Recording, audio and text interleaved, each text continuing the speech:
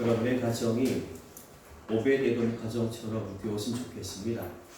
오늘 말씀 우리가 들으면 나중에 말씀 끝에 그렇게 되기를 바라겠지만 우리 옆 사람 보면서 먼저 함께 축복의 인사를 나눕시다.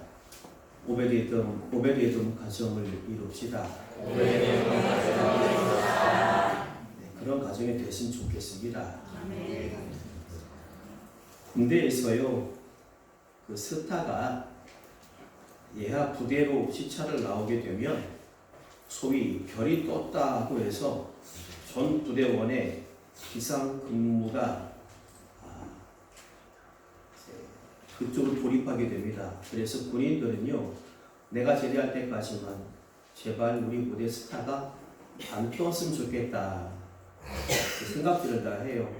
스타가 뜨면 피곤하거든요. 부대 안팎을 구석구석까지 다 청소하는 것부터 시작해서 소총 등 모든 군 장비는 물론이고 병사의 복장에 이르기까지 흠 하나 보이지 않게 깨끗하게 철저하게 준비해야 됩니다. 이하 부대장으로서는 자기 부대의 모습이 그 스타에게 어떻게 보이느냐에 따라서 다음번 진급 심사가 걸려있고 사병들 역시 잘만 보이면 포상휴가도 얻을 수 있는 그런 기회가 되지만 잘못 걸리면 진급심사에서 누락되고 영창까지 갈 수 있는 그런 때이기 때문입니다. 사실 그 장군은 평소에도 그 부대의 상관이죠. 사병들의 사령관이지만 그처럼 직접 부대로 시차를 나오게 되면 그 별의 권위라는 게 평소보다 수십 배, 수백 배 더 강력하게 느껴져요. 모든 부하 장교들과 병사들이 평소보다 몇 배로 더 긴장하게 될 수밖에 없게 됩니다. 그래서 군인들은 자기 부대에 스타가 뜨는 거 정말 싫어해요. 긴장하게 되니까. 긴장하지 않으면 큰일 나거든요. 그러나 잘만 긴장하면 포상휴가든 진급이든 돼요. 잘못 걸리면 영창 갈 수 있어요. 오늘 본문에 나오는 하나님의 교회, 즉 언약궤가 바로 그와 같습니다. 그 스타와 같아요. 이 언약궤는 구약시대의 대표적인 하나님의 임재 상징이지 않습니까? 그러므로 사람이 그 언약궤에 가까이 가게 되면 그만큼 하나님의 임재가 그 권위가 더 강하게 느껴지면서 긴장하지 않을 수가 없어요. 그 언약궤를 직접 대할 수 있는 자격을 받은 제사장조차도 하나님 앞에 언약궤 앞에 나아갈 때 자기 죄를 깨끗하게 정말 깨끗하게 회개하지 않고 나가면 죽습니다. 제사장마저 언약궤 앞에 들어갈 때, 즉 지성소에 들어갈 때 허리에다가 줄을 매고 방울 달고 가지 않습니까? 이 제사장이 혹시라도 하나님 앞에 죄를 지은 그 자체로 들어갔다가 하나님께 벌받아 죽게 되면 그럼 밖에서 그 줄을 잡고 시체를 끌어내야 되기 때문에 줄 매고 들어가는 거예요. 언약궤라는 것이 우리 사람들 앞에 그게 있다 하면 엄청나게 긴장되는 겁니다. 하지만 바로 그렇기 때문에 그 언약궤 앞에서 어떻게 행동했느냐에 따라서 그 결과는 극과 극으로 갈라집니다. 본문을 보니까 우사라는 사람은 그 자리에서 즉사했습니다. 잘못 대해서. 그러나 오벳에돔 가정은 말로 다 할 수 없을 만큼 복을 받았습니다. 잘 대해서. 이 시간 저와 여러분은 똑같은 언약궤를 모시면서도 분명하게 이렇게 대조되었던 우사의 비극과 오벳에돔의 축복을 보면서 오늘날도 마찬가지로 거룩하신 하나님의 임재 앞에서 하나님 우리 앞에 항상 계시잖아요. 안 보일 뿐이지 계시잖아요. 믿으십니까? 네. 그 거룩하신 임재를 늘 명심하고 그 앞에서 신자가 항상 그 하나님의 임재를 마음에 새기고, 즉 내가 하나님 앞에 항상 있고 하나님은 내 앞에 계시다는 사실을 마음에 딱 새기고 삶 속에서 지켜가야 할 마땅한 자세가 무엇인지 함께 살펴보고 깨닫고자 합니다. 첫째로 말씀대로 하지 않고 형식대로 대하는 성도에게는 하나님의 임재가 진노로 나타납니다. 우리 1절부터 4절까지 다시 한번 읽어보겠습니다. 다윗이 천부장과 백부장 곧 모든 지휘관과 더불어 의논하고 다윗이 이스라엘의 온 회중에게 이르되 만일 너희가 좋게 여기고 또 우리 하나님 여호와께로 말미암았으면 우리가 이스라엘 온 땅에 남아있는 우리 형제와 또 초원이 딸린 성읍에 사는 제사장과 레위 사람에게 전령을 보내 그들을 우리에게로 모이게 하고 우리가 우리 하나님의 궤를 우리에게로 옮겨오자. 사울 때에는 우리가 궤 앞에서 보지 아니하였느니라 하매 뭇 백성의 눈이 이 일을 좋게 여김으로 온 회중이 그대로 행하겠다 한지라. 아멘. 이 하나님의 언약궤가요, 사울 왕 때에 엘리 제사장 시절에 블레셋과의 전쟁터에 가지고 갔다가 적군에게 빼앗겼었습니다. 하지만 블레셋 사람들은 하나님께서 내리신 재앙 때문에 그 언약궤를 베세메스라는 곳으로 보내고 베세메스 사람들은 또 그것을 기럇 여아림이라는 곳으로 보냈는데 그 후로 약 20년간 언약궤는 그곳에 머물러 있었습니다. 본문에 나오는 아비나답이라는 사람 제사장입니다. 그리고 우사와 아히오가 궤 앞에서 뒤에서 이끌었다고 하는데 이들은 아비나답의 아들들입니다. 즉 제사장 가문의 사람들이죠. 그곳에 20년간 있었습니다. 그러다가 다윗이 왕이 되고 나라가 안정되자 다윗은 그 언약궤를 예루살렘 성으로 모셔오고자 결정을 했습니다. 그리고는 모든 신하들과 더불어 의논한 후에 그 일을 추진했어요. 자기는 이렇게 화려한 좋은 왕궁에 있는데 하나님의 그 귀하신 언약궤가 저 기럇 여아림이라는 곳에 한 집에 방치되다시피 있으니까 그 마음이 너무 안 좋은 거예요. 여러분, 우리 예수님의 사람들은 이런 마음을 가져야지 마땅합니다. 내 한 몸 잘 사는 것도 소중해요. 예수 믿고 행복하게 사는 것도 정말 중요하고 그렇게 살아야 합니다. 그러나 하나님의 일에 대해서 할 것 같은 마음을 가져야 합니다. 난 이렇게 잘 먹고 잘 사는데 하나님의 일은 어찌 되고 있는가? 난 이렇게 즐겁게 사는데 교회는 어찌 되고 있는가? 늘 이 생각을 하면서 살아야 돼요. 이게 신자로서 마땅한 자세입니다. 다윗이 지금 그러는 거예요. 그러자 백성들이 그 일을 좋게 여깁니다. 그렇죠? 하나님의 언약궤를 모셔오자 하는데 누가 반대하겠어요? 그 일을 좋게 여기고 한 마음으로 순종했던 것입니다. 이처럼 언약궤를 옮겨오는 일의 출발은 이유가 정당했고 목적도 분명했고 온 백성들이 한 마음으로 된 것까지 모든 것이 다 순조롭게 그렇게 여겨졌습니다.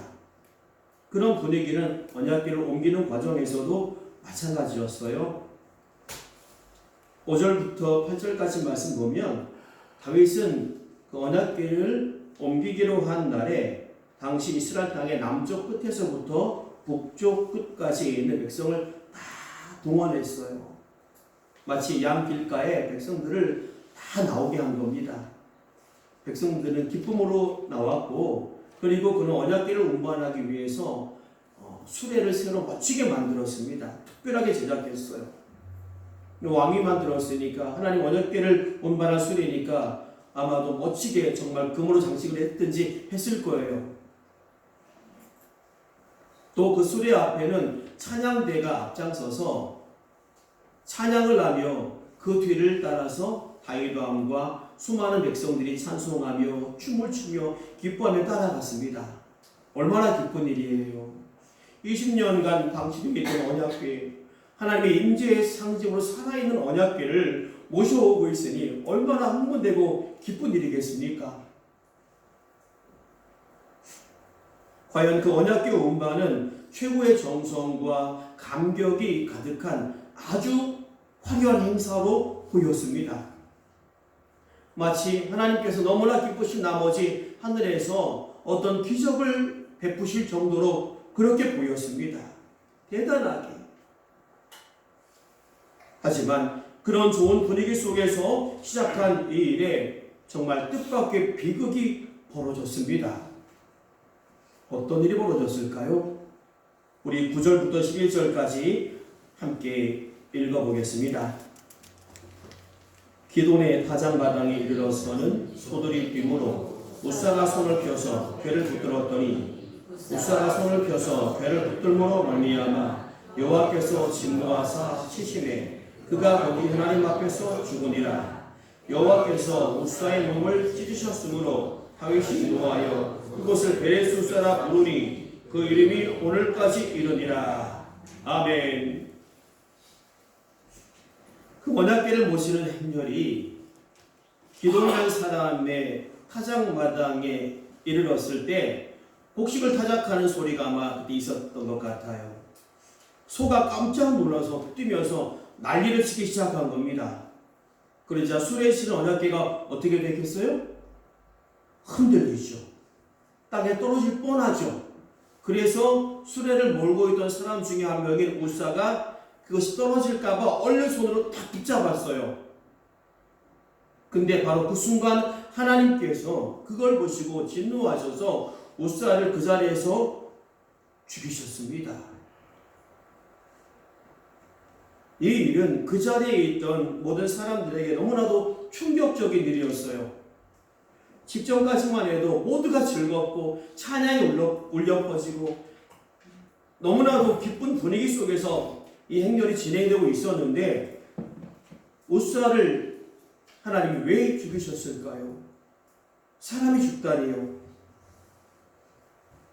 우사가 언약궤를 붙잡은 것은 그걸 보호하기 위한 선한 의도였다는 것을 누가 봐도 분명한 사실로 보이는데 하나님은 오히려 우사를 죽게 하신 겁니다. 사랑하는 여러분, 여기에 우리가 명심해야 할 것이 있어요. 도대체 왜 하나님께서는 다윗과 이스라엘의 모든 백성이 그처럼 최고 정성을 다하고 기쁜 마음으로 언약궤를 옮기고 있으며 선한 의도로 언약궤를 붙든 우사를 왜 죽게 하실 정도로 진노하신 걸까요? 오늘 이 말씀 앞에 내 마음, 태도, 하나님 앞에 있는 내 태도를 점검해 보셔야 돼요. 그 이유가 뭐냐면 우선 그 언약궤 운반이 하나님께서 명하신 대로 이루어지지 않았기 때문입니다. 민수기 4장 15절과 또 7장 9절을 보면 하나님께서 말씀하시기를 언약궤를 운반할 때에는 반드시 막대기에 꿰어서 레위 지파의 고앗 사람들이 어깨에 메고 운반하도록 정해져 있었습니다. 근데 다윗은 그걸 지금 어떻게 운반하고 있는 겁니까? 수레에 실어서.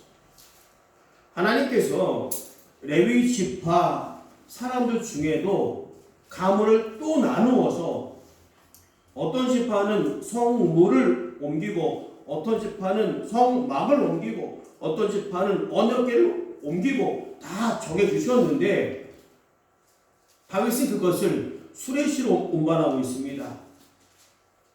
막대기에 꿰어서 고앗 자손들이 어깨에 메고 옮기게 돼 있어요.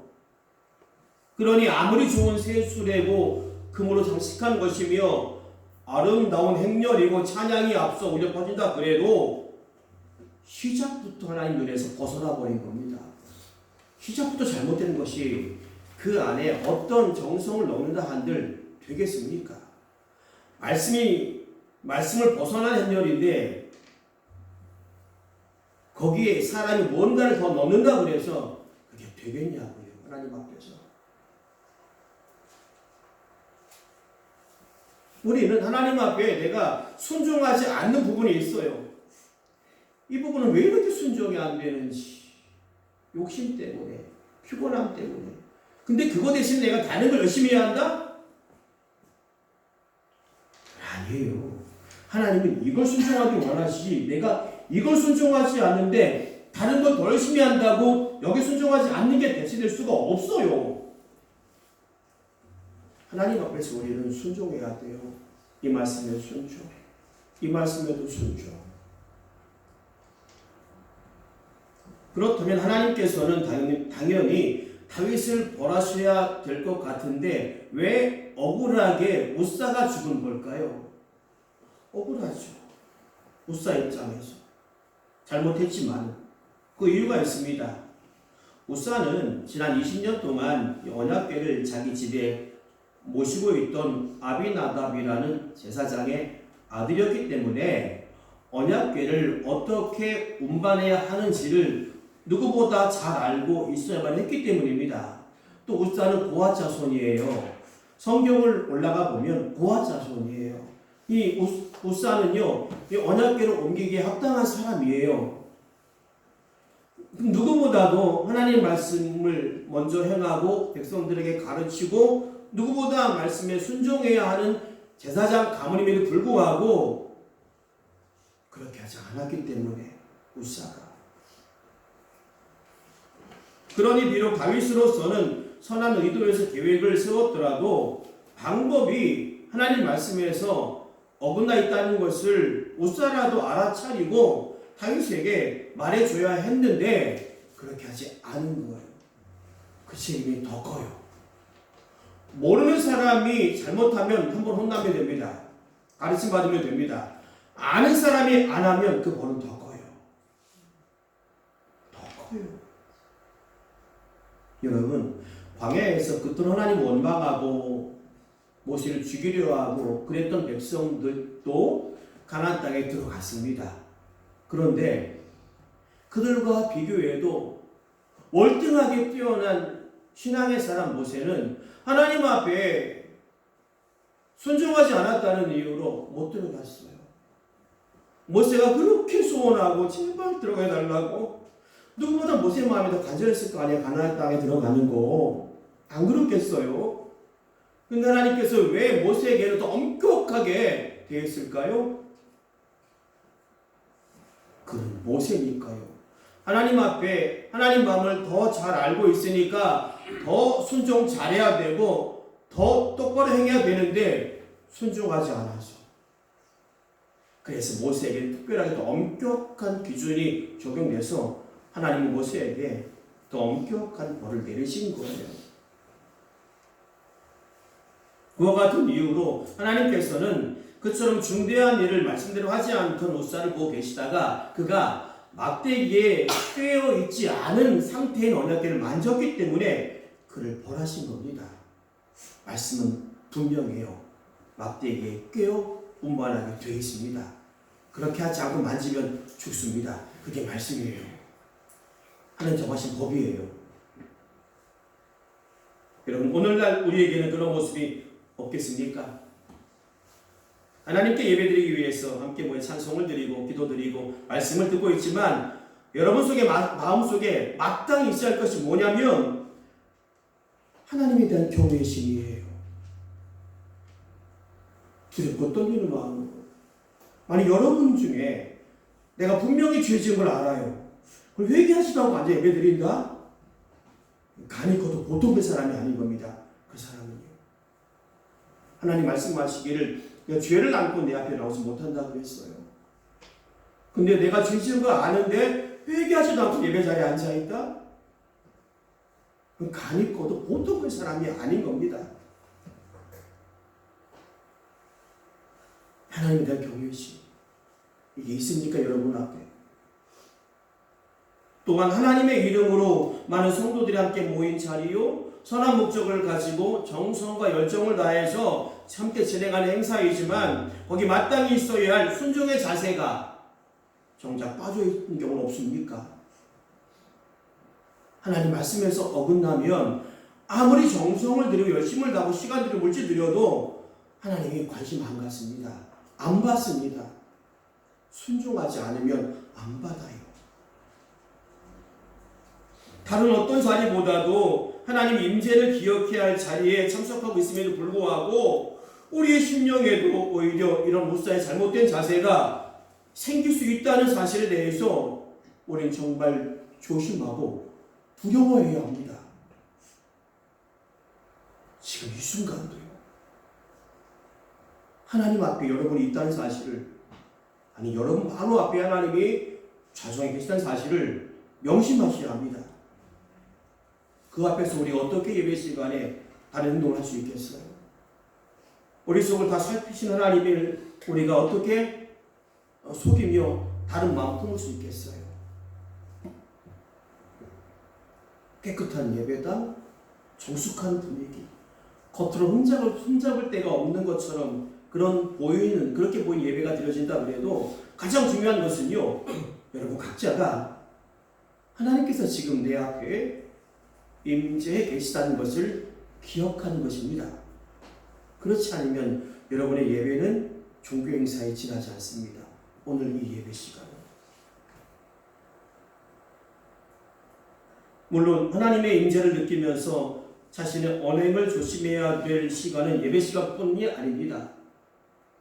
교회에 백부장 같은 재직들이 모여서 하나님이 선히 여기실 일들을 계획하고 추진해야 하는 그런 재직회 공동의회 시간도 당연히 하나님 말씀 중심으로만 진행되어야 합니다. 뿐만 아니라 온 회원들이 교회 봉사와 전도 또 성도 간의 교제를 위해서 같이 기도하며 충성하기 위해 모이는 각 전도회 원래회 자리 또한 지금 하나님께서 이 회의를 주지하고 계시다는 마음 자세로 임해야만 합니다. 그렇지 못하면 비록 온 회원이 만장일치로 가결하고 모든 회원이 모인 자리 거기에서 무슨 선한 사업이라는 것을 정하고 실행한다 그래도 그 모든 과정은 그저 사람이 보기에 좋은 새 수레에 언약궤를 싣고 자기들끼리만 그 앞에 즐거워하는 것이 되고 말기 때문입니다. 하나님이 안 받으시는, 관심 안 가지시는. 그러므로 우리는 이처럼 하나님께 드리는 예배, 또 하나님의 이름으로 시행하는 어떤 일이든지 순종하는 마음과 경외하는 마음이 없이 형식에 치우친 자리가 되어서는 안 된다는 것을 명심하셔야 합니다. 바라기는 교회 공적 예배나 모임마다 여러분 각자가 하나님의 임재를 잊지 않는 가운데 말씀을 철저하게 받들고 순종하는 바른 성도가 되시기를 주님의 이름으로 축복합니다. 아멘. 두 번째로요, 하나님을 경외하며 순종하는 성도에게는 하나님의 임재가 축복으로 나타납니다. 온 백성들 앞에서 언약궤 운반이라는 이 거룩한 행사를 진행하면서도 오히려 하나님의 임재를 경험하지 생각하지 못했던 우사와는 대조적인 사람이 바로 뒤를 이어 나타난 오베데돔이라는 사람입니다. 우리와 함께 12절부터 14절 말씀을 읽어보겠습니다. 그날에 다윗이 하나님을 두려워하여 이르되 내가 어떻게 하나님의 궤를 내 곳으로 옮기라리요 하고 다윗이 궤를 옮겨 자기가 있는 다윗성으로 메어들이지 못하고 그 대신 받을 사람 오베데돔의 집으로 메어가니라. 하나님의 궤가 오베데돔의 집에서 그의 가족과 함께 석 달을 있으니라. 여호와께서 오베데돔의 집과 그의 모든 소유에 복을 내리셨더라. 아멘. 여러분, 우사의 사건이 일어난 후에도 다윗은 아직까지 자기가 뭘 잘못했는지 몰라요.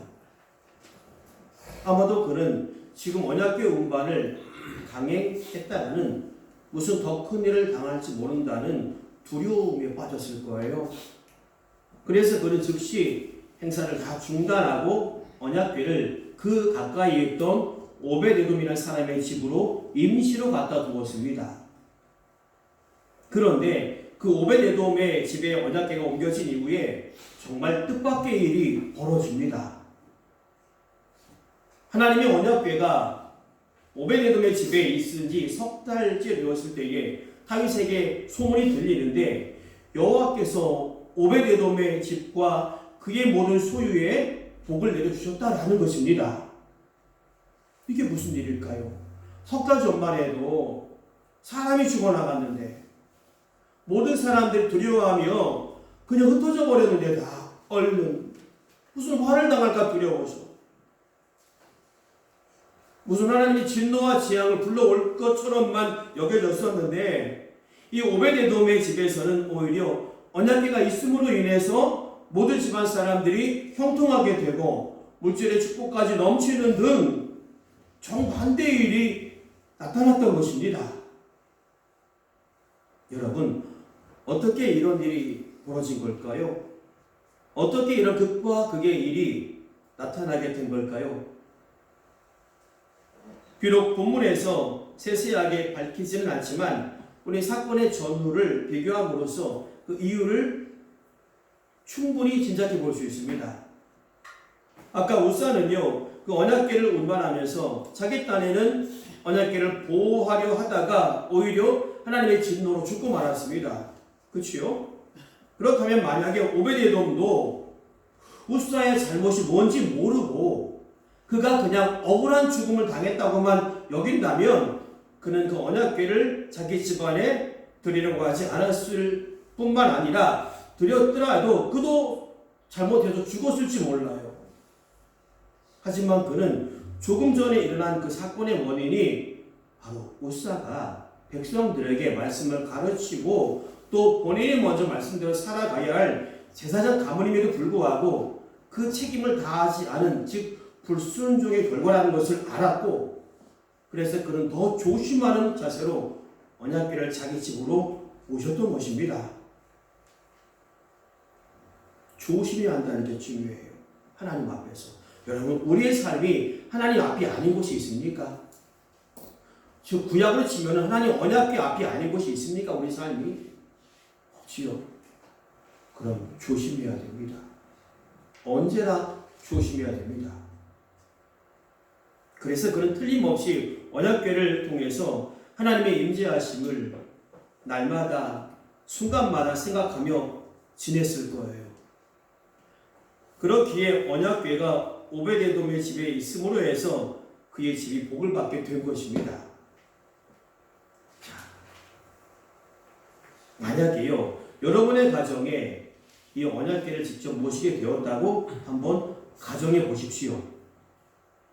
그것이 구약시대에 있어서 하나님의 임재의 최고 상징인 줄을 알고 믿는 사람이라면 그 집안 생활이 완전히 달라지지 않겠습니까?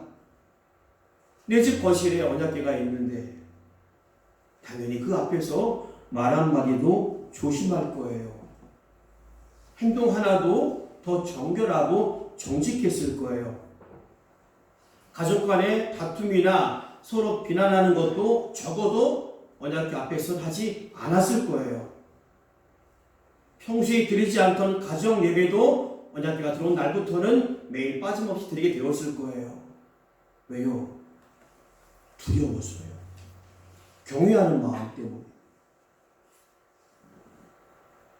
그 언약궤를 보고 있노라면 하나님께서 바로 우리 집안에 우리 가족 사이에 항상 임재하고 계시다는 사실을 단 1분 1초라도 잊을 수가 없지요. 매일 보이는데 물 마시러 나와도 보고 화장실 가려고 하다가도 보고 밥 먹으러 나왔다가도 보고 여러분이 하루에도 수십 번 수백 번 집안에 왔다 갔다 하지 않습니까? 그때마다 보이는데 어떻게 그 앞에서 떨지 않을 수가 있겠어요? 어떻게 함부로 막 말할 수 있겠어요?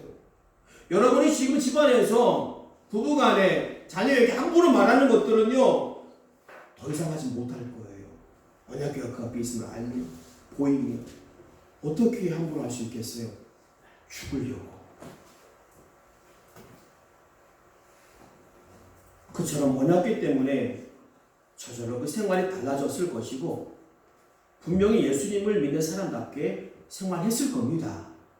생각하는 것도 하나님이 내 속을 다 보고 폐부까지 뚫어보신다고 하는데 어떻게 그 언약궤 보이는 앞에서 더러운 생각을 할 수 있겠어요? 어떻게 탐욕을 품을 수 있겠어요? 어떻게 욕심을 낼 수 있겠어요?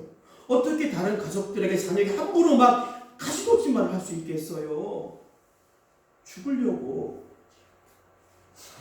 하나님이 살려두시니까 살아계신 줄 깨달으시기 바랍니다.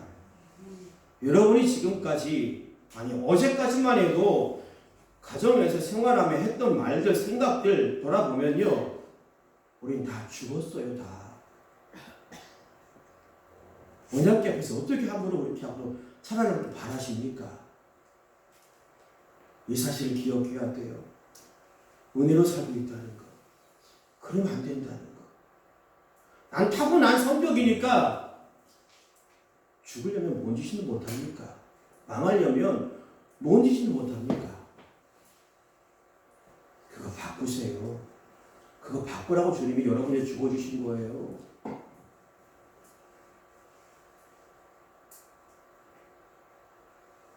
그렇게 신앙생활이 달라졌으니까 오베데돔 집에 분명히 축복이 쏟아지는 것은 당연하고 자동적인 순서인 겁니다. 여러분, 우리 집에 왜 복이 안 와요?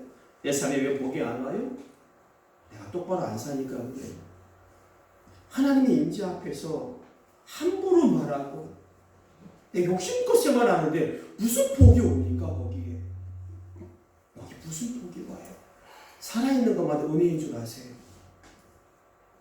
살아있는 것마다 은혜예요. 여러분, 자신의 생활을 한번 잘 돌아보세요. 공적인 예배나 교회 모임의 자리에서는 그래도 내가 어느 정도 조심을 해요. 사람들이 눈이 있으니까. 그렇죠? 하지만 우리 사적인 곳에선 아무도 본 사람이 없어요. 거기에는 목사의 눈도 없고 다른 교인들의 눈도 없어요. 거기에는 직분에 따른 어떤 세면 때문에 신경 쓸 필요도 없고 다른 사람 눈치 때문에 억지로 뭘 할 필요도 없어요. 근데 바로 그런 곳에서 내 죄가 다 벌어진다는 거 인정하십니까? 바로 그런 곳에서요. 나의 골방에서 아무도 안 보는 자기 골방에서 각자의 가정에서 바로 거기에서도 하나님께서는 바로 여기에 계시다는 사실을 항상 의식하고 산다면 그 모든 것을 위해서 다 보고 계시는 하나님의 눈에는 그 사람이 얼마나 아름답고 사랑스럽게 보이겠습니까? 정말 복을 내려주지 않으실 수 없는 특별 대상, 그것도 최고로 좋은 복을 제일 먼저 내려주신 그런 성도가 될 것입니다. 여러분, 물론 우리에게는 언약궤가 지금 없어요. 만약 그런 것이 하나 있어서 교인들 집에 돌려가면서 한 달은 장로님 가정에, 한 달은 권사님 가정에, 한 달은 안수집사님 가정에, 한 달은 집사님 가정에, 한 달은 청년들 가정에 돌려가면서 놓을 수만 있다면 아마 우리 생활은 달라질 거예요. 그렇지 않겠습니까? 절대로 하나님의 임재를 잊을 수가 없을 거예요. 그 언약궤를 여러분이 직장에도 갖다 놓을 수만 있다면 직장에서도 함부로 하지 않을 거예요. 그런데 하나님은 이 신약시대의 성도들에게는 언약궤를 남겨두지 않으셨습니다. 한편으로 참 아쉬운 마음도 들어요.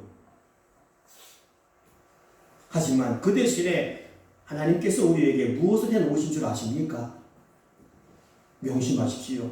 바로 우리 한 사람 한 사람의 심령을 성령의 전으로 만들어 놓으셨다는 사실을요. 하나님의 언약궤가 있는 지성소로 만들어 놓으셨다는 사실을요. 우리의 심령이 아주 성령께서 거주하시는, 그것도 일시적으로 잠시 계시다가 가시는 것이 아니라 날마다 아예 내 심령의 상주에 계시는 그런 성전이 되어 있음을 우리가 잊지 않는다면 우리 역시 오벳에돔처럼 우리 살아야 합니다.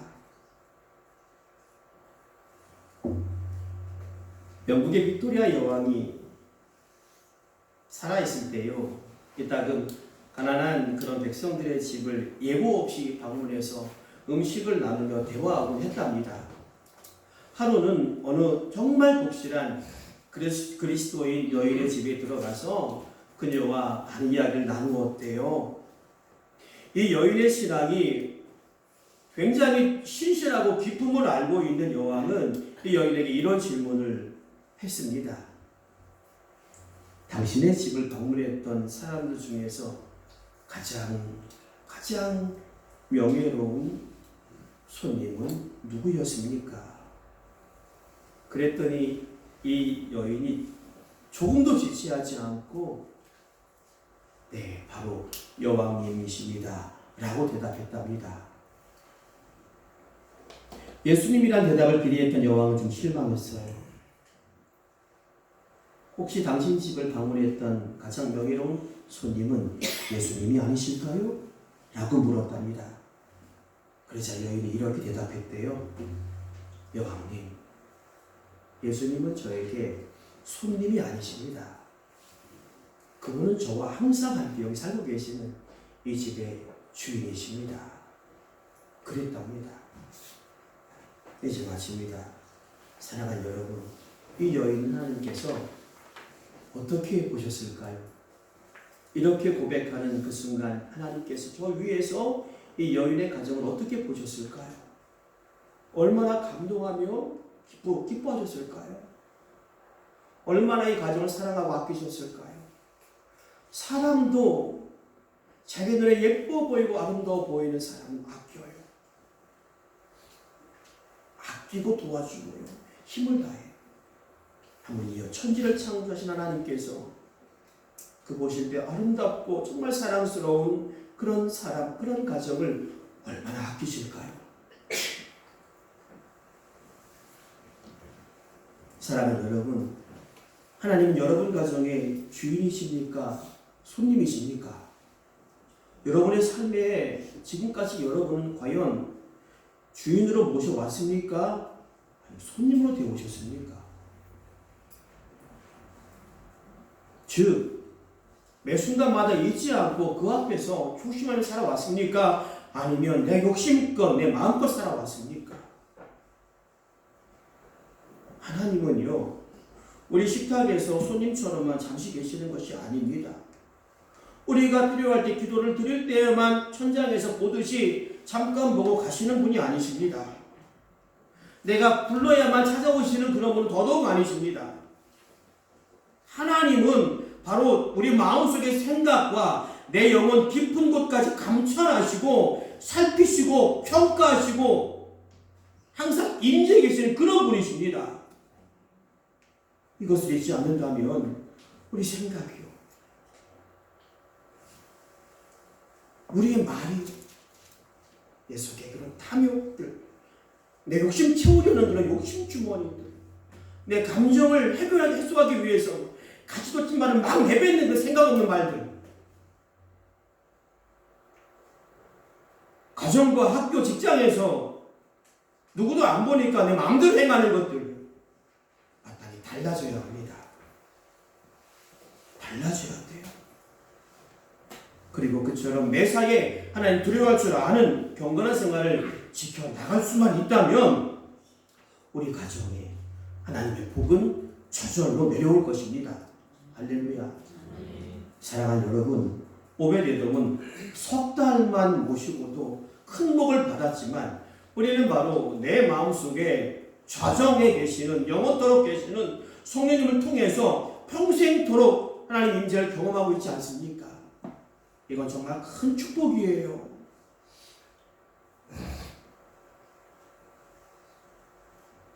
이후에 성경 말씀 보면 오베데돔이 하나님의 임재를 경험하고 얼마나 감사하고 얼마나 기쁘고 얼마나 복된 줄 아는 까닭에 오베데돔이요, 자기 집을 옮깁니다.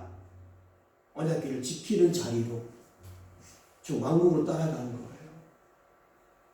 아예 자기 집을 옮겨버려요. 평생 살아온 것처럼 옮겨서 언약궤를 따라가서 평생 언약궤를 모시고 지키는 그런 가문으로 살아갑니다.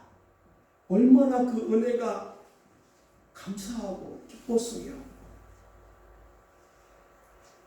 하나님의 임재를 경험하는 것이 얼마나 감격스러웠으며 저도 정말 그런 감격 한번 느껴봤으면 좋겠어요. 아주 깊게.